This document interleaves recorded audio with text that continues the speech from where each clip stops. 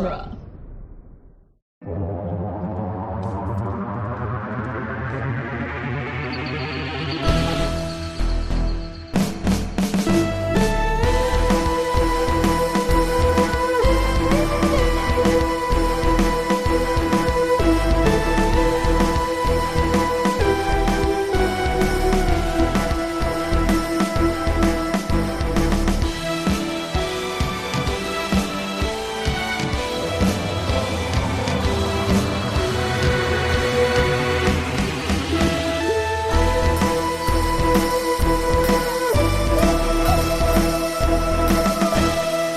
Welcome back to the Doctor's Companion Presents Doctor Who The Long Way Round, the weekly podcast where we review and discuss every episode of Doctor Who, one doctor at a time. I'm Cass Fredrickson.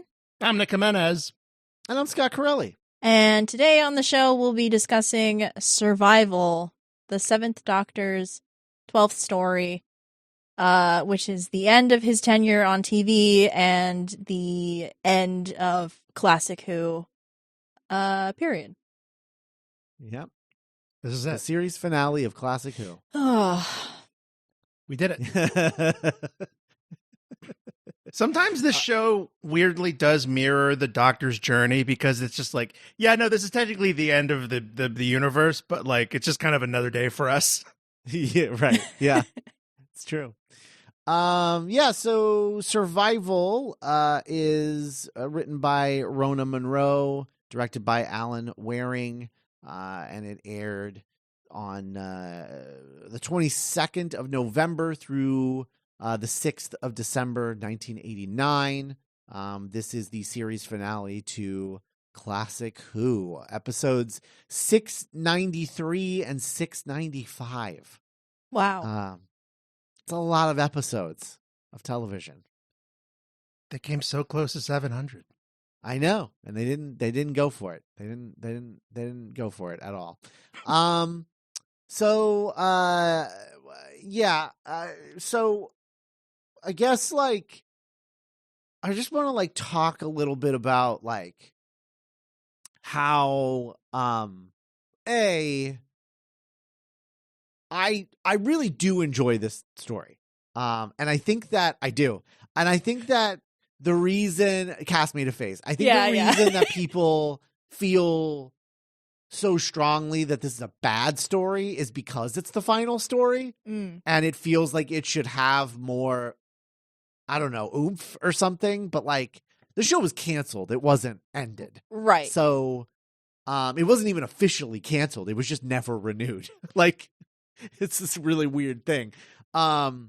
And I don't know. Like I'm sorry, but you put somebody in a cheetah costume and have them ride a horse like it's Planet of the Apes, but Planet of the Cheetahs, like, yeah, man, I'm going to vibe with that. Like, I'm sorry. Like, I'm on board. I'm not going to lie. There's so many cats in this. Like there's humanoid ones. There's just like a lot of like, just like cat vibes. There's like a cool, like, lesbian story at the heart of this. Like, I don't know what's not to like. You've got the Master here, in this, who is like, that's the first thing that everyone is like, oh God, like that's the worst part is Anthony Ainley.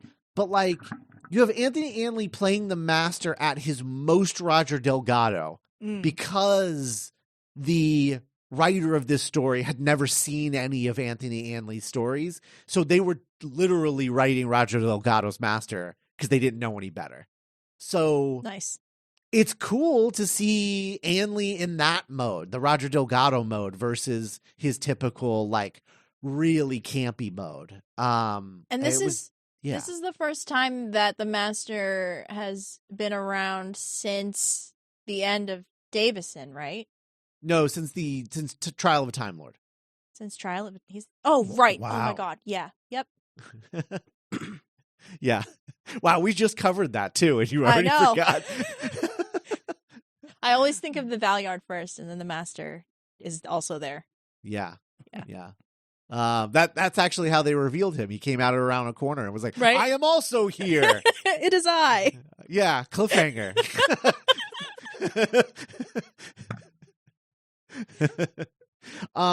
So yeah, I don't know. I vibe with this, and I just sort of like, with like I just sort of like wave away the whole series finale of it all, the finality of it all, because I know it's nobody's fault. That's what happened. So like, I just accept the story for what it is, and I'm like, yeah, man, like cool cheetah lesbians riding horses, like chasing after dudes, like dudes from like 89 London or whatever. Like that's fun. I don't know. I have a lot of fun with this one. And it's only 3 parts, so it doesn't overstay its welcome. It's in and out, and it's like just enough, I think, for me. Nick, what did you think of this one? You know, it's no secret if you've been listening to Long Way Round, this is one of, if not my favorite era of Classic Who that I've seen so far. I love the adventures of Seven and Ace. And so for that reason, I did have a pretty fun time watching this as just like an average installment of this era. Like, I don't know if I would put it up there with like Paradise Towers or like the best of them, but I do think I enjoyed this more than whatever last week's one or last time was, the Haunted House one. No, the last one was the 1940s like vampire kind of thing. Okay, Curse but was of it, Fenric? Yeah, Curse of but was that the Fenric. one where all of the different periods of British people were frozen? No, that's Ghostlight. That's Ghostlight, but that was them, right?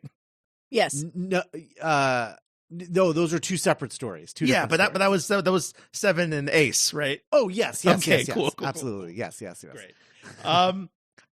This one, especially because of its domestic setting and it being on Earth and like it's about Ace's domestic life, it gave me a lot of like RTD Chibnall vibes, but also reminded me a lot of like Power Rangers, just because of like the fighting in the open quarries and the like the cheetah makeup. Cass, I don't know if you've had the chance to see I Saw the TV Glow yet, but big like the whatever the TV show was in the I Saw the TV Glow, Scott, it also just reminded me a lot of that, just that kind of kids running around getting possessed and turning into cheetahs, you know. Yeah, for sure. Yeah. No, I don't know, man. I have fun. Cass, why do you hate this story? I do not vibe with this. I don't like that they go to Ace's hometown, even though I kind of like, I like it thematically as part of this whole season. We're kind of like digging into Ace's like backstory and like psyche. I like that once she's like dealt with all of this, like this trauma or like guilt or whatever of the past 2 stories that she's been in, they like she wants to go and see her friends, which makes sense to me, and I think is really clever. Yeah, I don't know. I don't like the cheetahs on the horses. I think the like survival of the fittest stuff is very heavy-handed and very yeah, I don't know. Like, what does it amount to in the end, you know? Yeah. I will say though that I love the doctor's last lines in this a lot. Like the thesis statement of the show. Like, it's cool that that's the last thing that we're left with. But like, I was kind of excited to revisit this one because I wasn't sure if it was going to be as bad as I remembered it being. And then I got 2/3 of the way through the first episode, and I was like, "Oh man, I don't want to be here." Wow. Yeah. Oh man, I love this, and I actually don't even mind the survival of the fittest thing because I don't take it literally, I guess, because I feel like it has more to do with like a masculine approach to that versus a feminine approach to that. Like there's like this kind of like 1-2 punch of like Ace and the Cheetah Girl and that guy and the wrestling instructor and the guy. Yeah. And so there's something cool, I think, there. And I don't know, maybe they could have put more of a finer point on that, but I was Mhm. I was vibing with whatever it was they were doing, which culminates with this guy playing chicken with the doctor while Ace and the Cheetah Girl, what the fuck is this? And I think that's fun. I don't know. Okay. And the way that sort of ties back to the doctor and the master and survival of the fittest between the two of them. And I don't know. Mhm. There's a lot here that I really, really vibe with. And I think it's important to note, this is, I don't know if she's the only, but she's certainly one of the only. So Rona Munro, the writer of this, is, I think, one of the only Classic Who writers who wrote a Classic Who story, who then came back and wrote for the modern Who era. Oh, right. Yeah, because it's the Eaters of Light. Eaters of Light. Yeah, she wrote Eaters of Light. And she wrote the Target book that I read, and it's pretty good considering it's the Eaters of Light. Yes. Yeah. So I think that's kind of cool. That they brought back the final writer of Classic Who to do that. And I have to appreciate the irony of the final Doctor Who story being called Survival. I mean, you can't write that shit.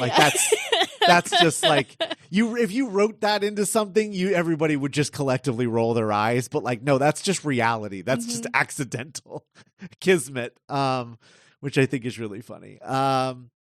So yeah, okay. So we're talking about Survival. So this story started in August of 1987 when script editor Andrew Cartmel was invited to give a guest lecture as part of a BBC training course for writers. And during the lunch, he was approached by one of the attendees, Rona Munro, who had enjoyed Doctor Who in her youth and now was eager to write for the show.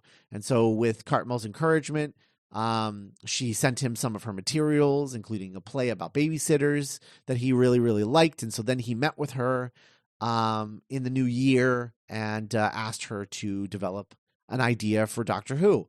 And so Munro came up with the Cheetah People in a story that she cheekily titled Cat Flap. That's the original title for this. That's funny. And was interested in pagan imagery, and so was drawing on that. The association of felines and with women in paganism and mysticism and stuff. But it was entirely set on Earth at the time. And then later would evolve as JMT got involved and was no, we need to go to the planet of the Cheetah People. And it's okay, great. Let's go to the planet of the Cheetah People, which is a quarry. Awesome. So glad we did this. This was definitely not a waste of our time. It's not the visuals of her small town wouldn't have been a million times better than just a bunch of rocks. But you could easily, whatever. if you go to the bathroom at the right times, you could argue that the planet is just outside the town. Yeah. No, you're totally right. Cartmel did not feel the title Cat Flap was appropriate, so he changed the title to Blood Hunt. That's metal. Yeah, it's pretty metal. Eventually, though, of course, it would become Survival of the Fittest, and then shortened to just Survival. So let's see. So there was one section that was dropped out of this because Cartmel had these long-term plans to reveal connections between the Doctor and ancient Time Lords like Rassilon and Omega, and the confrontation with the Master in this story presented an opportunity to explore these ideas. And so Cartmel wanted to put all of that in here, but John Nathan Turner was really cautious and trepidatious about revealing anything about the Doctor. I think he just didn't want any of these things to shoot anyone in the foot. later on to keep the show going or what have you. Or maybe he felt like, I could see him being like, well, if we do that, if we reel too much, it'll feel too much like the end of the show, which will give BBC an excuse to cancel the show. He was always worried about stuff like that. So he wanted him to keep it vague. And so with that in mind, Monroe originally had the Master return to Earth with a doctor whom he no longer believed to be a Time Lord. In keeping with the survival of the fittest theme, the Doctor responded that he had evolved and indeed was not just a Time Lord anymore. And the Master escaped using a Kitling, which was lurking nearby. However, Nathan Turner felt that this dialogue was still too explicit and just dropped it all in the final scripting stage. Let's see. So then another major concern in pre-production was the design of the Cheetah People. Monroe had originally envisioned them all to be basically human with cat-like eyes and fangs, much like the way the Master looks throughout, as he's like trying to like hide his like cat vibes. And later added like a light fur coat and claws. However, Nathan Turner wanted something more obvious. And that's how we get with this like literal interpretation that we get, and everyone hated that, except for Nathan Turner, who loved it and cackled like a maniac. But everyone else hated it. Honestly, I'm on JNT's side. I think that this is way way more fun than just like cat vampires. Like who fucking cares about that? Like that's not fun. That's not cool. This is like Planet of the Apes. Like. The other thing is just like people on horses with vampire teeth. Like that's not, I don't know, whatever. And credit where credit's due, they are clearly cheetahs. Yeah, yes, exactly. Just like a fun continuity thing is like now you can say like, oh, are the Cheetah People like the Romulans to Catkind's, Vulcans? Who knows? I love that. Big fan of that. Maybe they can come back. Yeah, exactly. Let's see. Okay, so then we have another strike coming in, which caused lots of turmoil on set, just like because like there was like high tensions between the production team and cast crew. So there were like a few incidents on set. While preparing the game of chicken stunt, the lead stuntman Tipping, who was assigned to double for Sylvester McCoy, was upset that champion motorcyclist Eddie Kidd would be doubling for Midge in the scene because Kidd was just a trainee stuntman, and Tipping felt that he shouldn't be used and they should be using one of the main stunt people. Nathan Turner overruled him, which led to Tipping walking off the show and advising production to donate his fee to the Children in Need charity. And then he was replaced by Paul Heisman for the rest of the shoot. For all the scenes on the planet of the Cheetah People, the weather became blazingly hot. Sophie Aldred suffered from dehydration. Anthony Ainley took the production team to task for not adequately taking care of Bowerman, the actress who was in the other cheetah costume. And then an extra playing a cheetah person at one point tore off their mask and declared that she was finished for the day, forcing her own resignation/firing from JMT. I say resignation/firing because, it's like she basically quit, even if she was technically fired. And then with no resolution to union negotiations, a work stoppage was planned for the final day of filming, a potential disaster that could have extended the season's production into the following year if they ever got to finish it. However, the clear weather meant that Waring was already ahead of schedule. And the team worked quickly to ensure that everything was completed with 20 minutes to spare before the start of the strike. Wow. By this time, rumors were rampant that the BBC was not planning to renew Doctor Who for its 27th season, which would make Survival the final Doctor Who story to air, despite Ghostlight being the final story to be filmed shortly thereafter by this exact same production team. When season 26 premiered to all-time low numbers, the writing was on the wall, and Nathan Turner informed McCoy and Aldred that their contract options for season 27 were not being taken up. Given the strong likelihood that Survival might turn out to be the last Doctor Who story ever, Nathan Turner asked Cartmel to write additional lines for the Doctor to be dubbed over the final shot of episode 3. They would serve as a capstone for the program's 26-year run, while also alluding to the never-ending nature of adventures in the TARDIS. Sylvester McCoy recorded the Doctor's new closing monologue in an ADR booth on November 23rd, ironically Doctor Who's 26th anniversary. And 13 days later, on December 6th, the Doctor's declaration to Ace that we've got work to do appeared to draw the curtain on Doctor Who as a television series. So there we go. Wow. Survival. And it's effective. I think Cass is right. It does kind of put a nice little bow where even if you didn't vibe with this episode as much, it ends with like, oh yeah, I like the Doctor. I like Ace. I like this show. Yeah. Yeah, absolutely. So we begin with part 1. We travel to Ace's hometown. Is the town ever given a name, Scott? Yeah. Right? Yeah, it's Perivale. Perivale. Perivale. And listeners, you know that thing where like, you know, maybe you're like 19 or 20 and maybe you like moved out of your hometown right after graduating high school. And then you like come back and you go to all like, you know, the 7-Eleven that you guys would hang out at, or like the park, or like the Goodwill. And you just start asking like, hey, whatever happened to so-and-so? And they're like, Cheetah got him.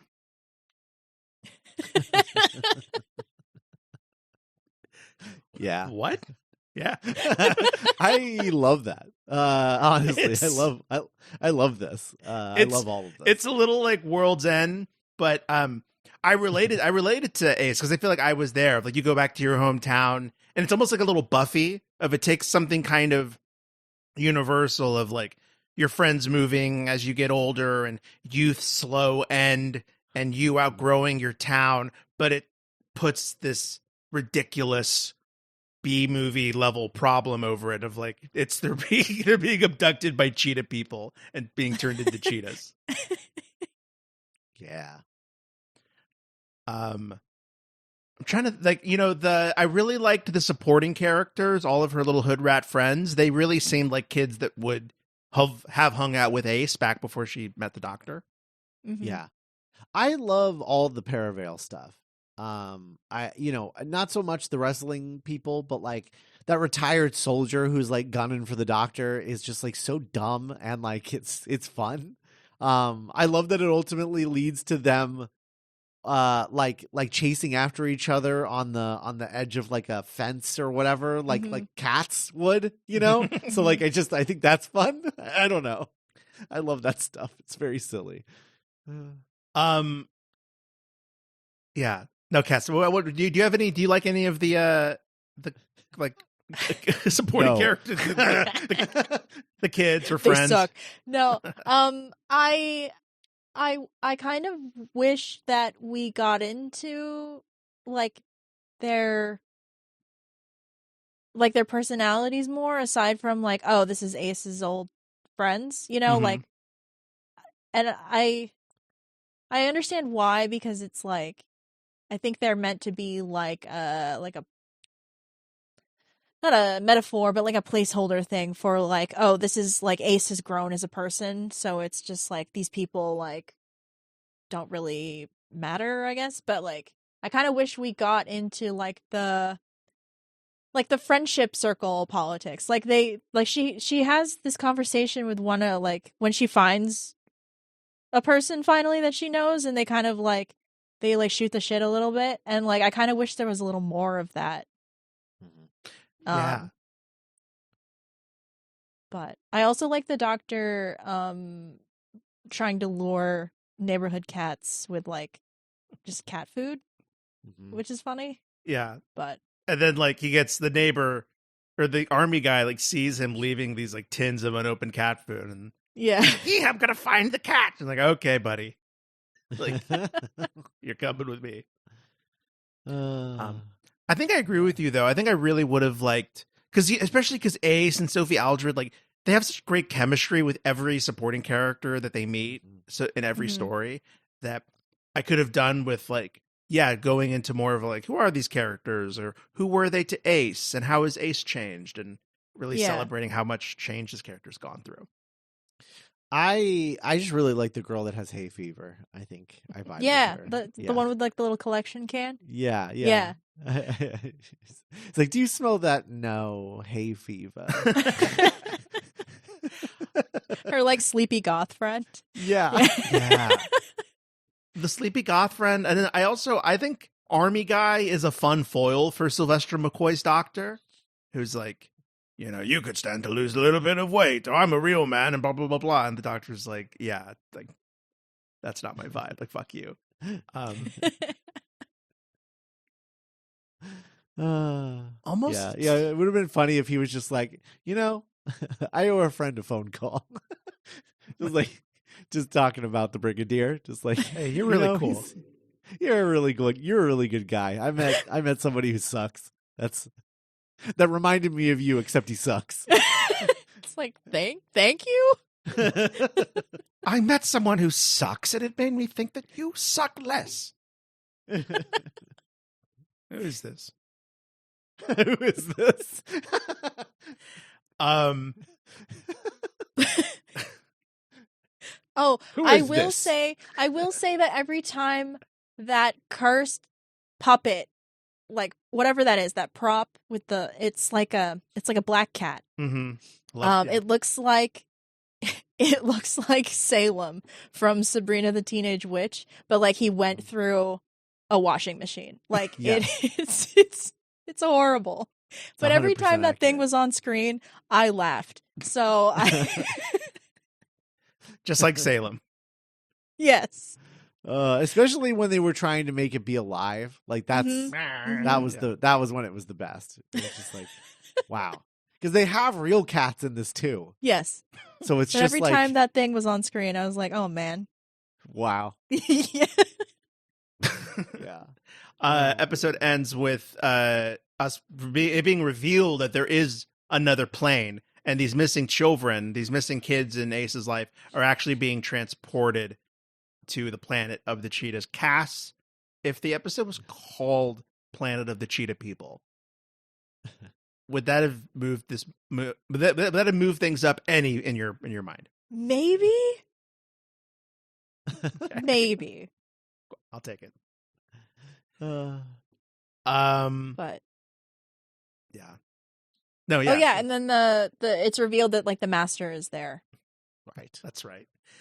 Yeah, unfortunately, with him being written as Roger Delgado as master, I kind of just found myself thinking about how much Roger Delgado rules this whole time.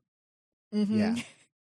I wish JNT wasn't so enamored with Anthony Ainley as the master and had allowed for other actors to pair with other doctors as the master, because this is he's so long in the tooth at this point. It is fun seeing him have a different energy, but like in general, Anthony Ainley kind of sucks as the master. Sorry, everybody who really likes him. I think they kind of like teed him up to fail because they like wanted someone that looked similar to Roger Delgado, and like he kind of started as like, oh, I'm impersonating this incredible actor instead of like getting to do my spin on it, and then by the time that happens, it's like super campy, Yep. Yeah.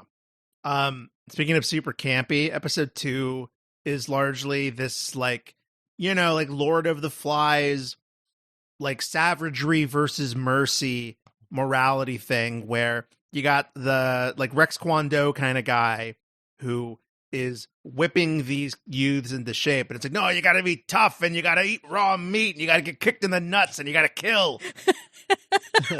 and like the doctor and Ace kind of have their own thing going on of like, no, I think love and logic.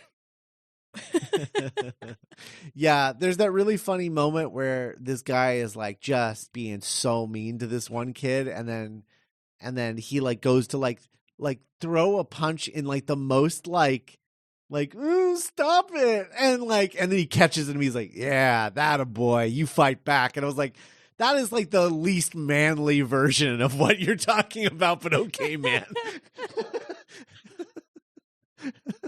What's the name of the town again? Averyville? Perivale. Perivale? Averyville.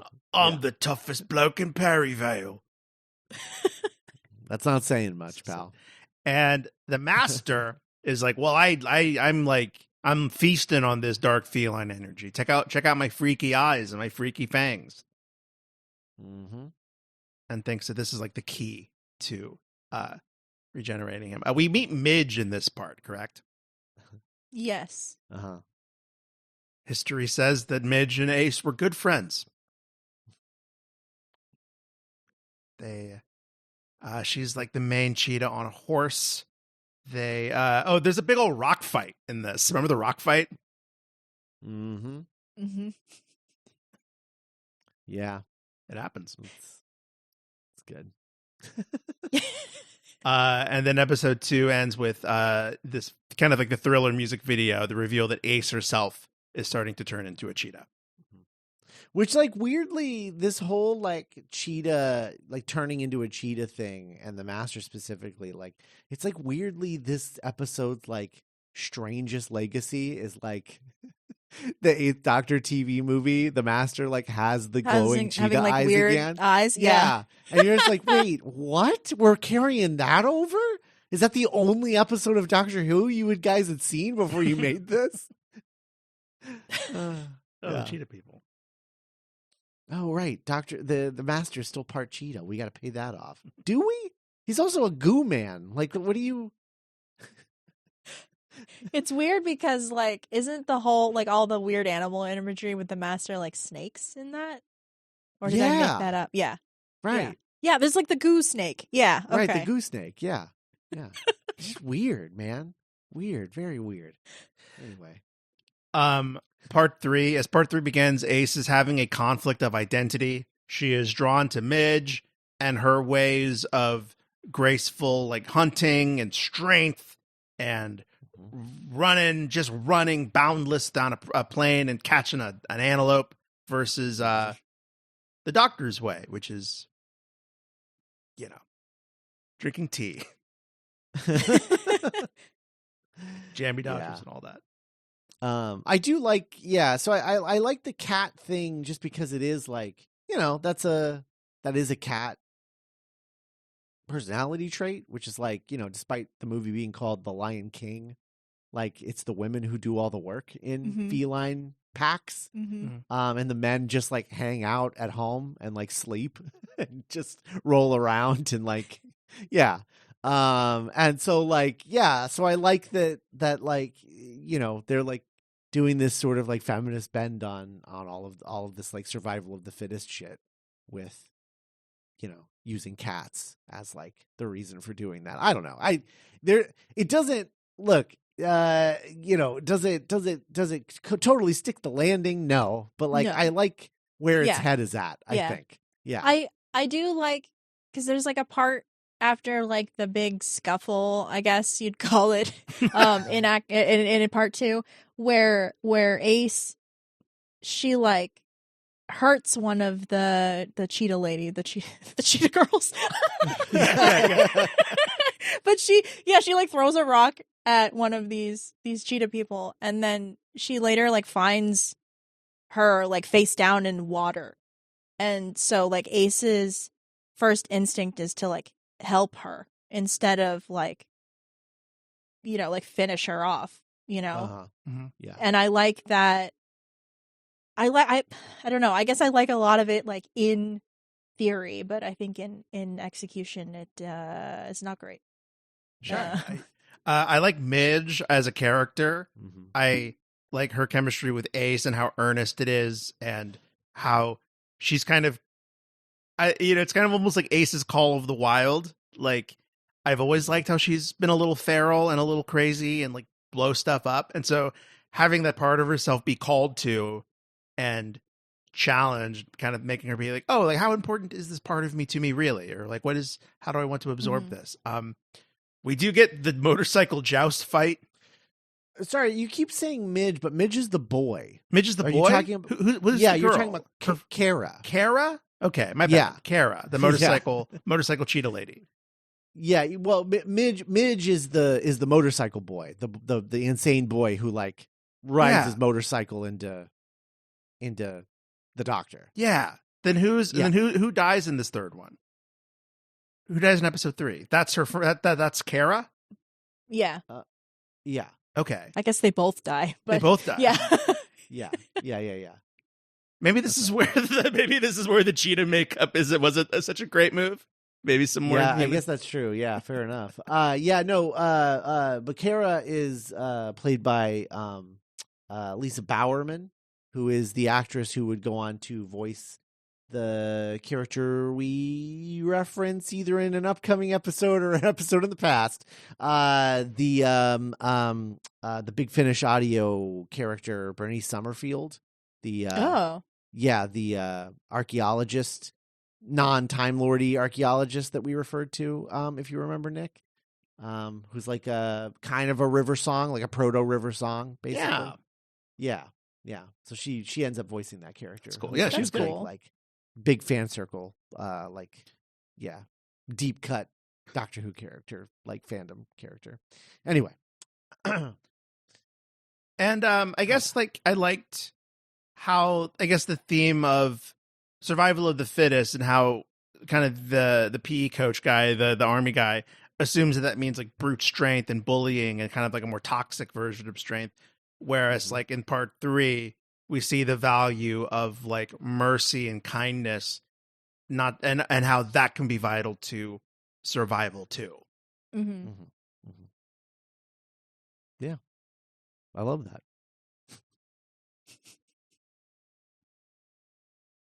I made a lot of cat costumes. I'll give them that. Mm-hmm. There's like a few shots in this where I'm like, man, there's like 12 of these guys. Yeah. It's And a lot. horses. Yeah. Like and more than horses. one horse. Yeah. It's like, wow. No wonder they shot this in a rock quarry. Kara tragically dies, and it's sort of this breaking point for Ace, and Sylvester McCoy gets his big dramatic moment where he yells like, "If we fight like animals, we'll die like animals." It's true. I would say if there's a thing that I really like, I'm a little like perturbed by this story, is just that like, for he's in it a lot, but the Doctor does feel like a little bit of an afterthought in this story. He doesn't do anything really. He doesn't really do much. Like he tries to feed the cats. He has like a slap fight with the Master. And then he's like he rides a motorcycle at another guy on a motorcycle, and then ends up like ass up hanging off the edge of a couch. Oh yeah. And the Master just walks by and is like and then just like walks like off. leaves him there. Yeah. Yeah, he's almost kind of like Ace's Jiminy Cricket for a lot of this. Mm-hmm. That's been a lot this season, I would say. Because this has really been like the Ace season of the show, I would say, primarily. It's been all about her like backstory and stuff, which is cool, and I like that. But yeah, it has led to the Doctor feeling like he's in the backseat of his own show, which is interesting. And I will say, I don't think I knew when I started watching them that it was going to be 3 episodes. So when it started wrapping up and I was like, oh, wait, shit, that's right. There's no episode 4. I was suddenly very like, oh, wait, no, my friends, I thought I had more time. And so it really does like get the fuck out of there. Like as wistful and nice as that final moment is. Right. That final ADR moment. Yeah, I don't know. That's survival, I guess. Yeah. Cheetah's on a motorcycle. Well, what are you going to do? Cheetah's on a motorcycle, cheetah's on a horse. That's good. All right. Well, that's that, I suppose. Next week, we will be back in the Big Finish era to talk about the Eighth Doctor and Skurzo, and how weird and cool maybe that story is. Some unexpected thematic similarities between these two stories. Actually, a little bit. Yeah, you're Yeah. right. That's good. So that's next time. Unfortunately, Skurzo not on Spotify, so you'll have to go hunt that down by other means. I'll leave it to you to decide what that means. But anyway, Skurzo next week. We'll talk to you then. Bye, everybody.